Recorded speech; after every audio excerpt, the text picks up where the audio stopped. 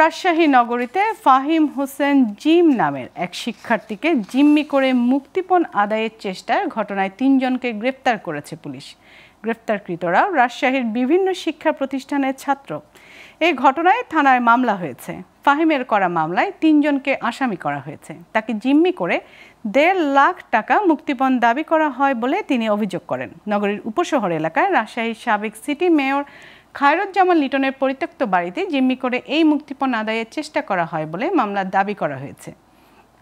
বোয়ালিয়া থানার ওসি মেহেদি মাসুদ জানান, বৃহস্পতিবার রাতে নগরীর বোয়ালিয়া থানায় এই মামলা করা হয়। এর আগে সন্ধ্যায় স্থানীয়দের সহায়তায় বোয়ালিয়া থানার উপশহর পুলিশ ফাঁড়ির একটি দল ওই কলেজ ছাত্রকে একটি পরিত্যক্ত বাড়ি থেকে উদ্ধার করে। এই সময় অভিযুক্ত ৩ জনকে আটক করা হয়।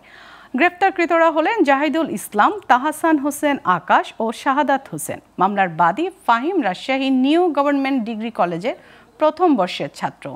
তার বাড়ি রাজশাহীর পবার মতিয়া বিল এলাকায়।